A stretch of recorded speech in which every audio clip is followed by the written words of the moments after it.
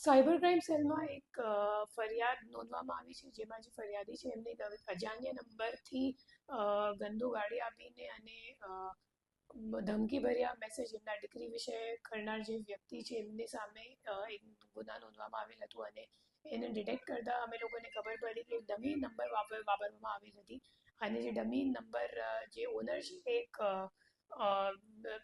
Lower વર્ગનું મજદૂર જેવો માણસ હતો. એમની પૂછપરછ કરતાં ખબર પડી અને ટેકનિકલ વર્કઆઉટથી ખબર પડી કે ખરેખર આના પાછળ એક અશફાક કરીને બિલ્ડર છે.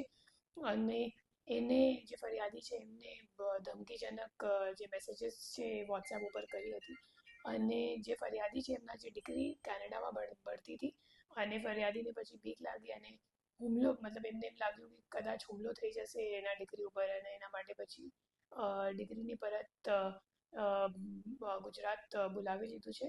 અને આ ગુનાનું ડિટેક્શન અત્યારે, મતલબ આ દિશામાં તપાસ ચાલુ છે કે ખરેખર જે હુમલો કરનાર વ્યક્તિ છે કેનેડામાં એ બિલ્ડરથી સંકળાયેલ છે કે કેમ, એ જોવા ઉપર ભાગી છે.